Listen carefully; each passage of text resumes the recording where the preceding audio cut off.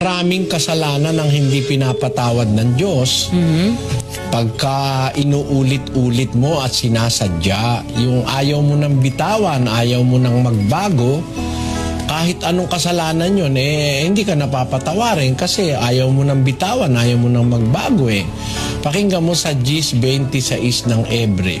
Sapagkat kung ating sinasadya ang pagkakasala, pagkatapos na ating matanggap ang pagkakilala sa katotohanan, ay wala ng haing natitira pa tungkol sa mga kasalanan, kundi isang kakilakilabot na paghihintay sa paghuhukom at isang kabangisan ng apoy na lalamon sa mga kaaway. Ay, tinan mo, pagka pala sinasadya na natin ang kasalanan, ulit-ulit na tayo.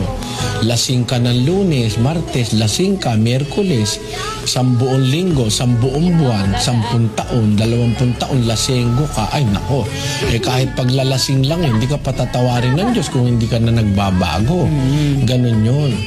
Kaya, pagka ikaw ay sinasadya mo ng ulit-ulitin ng kasalanan, bawa, nangalo niya ka uli, nangalo niya, parang buhay mo, lagi ka na lang nangangalo niya sa buong buhay mo, hindi patatawarin ng Diyos yun, kapatid.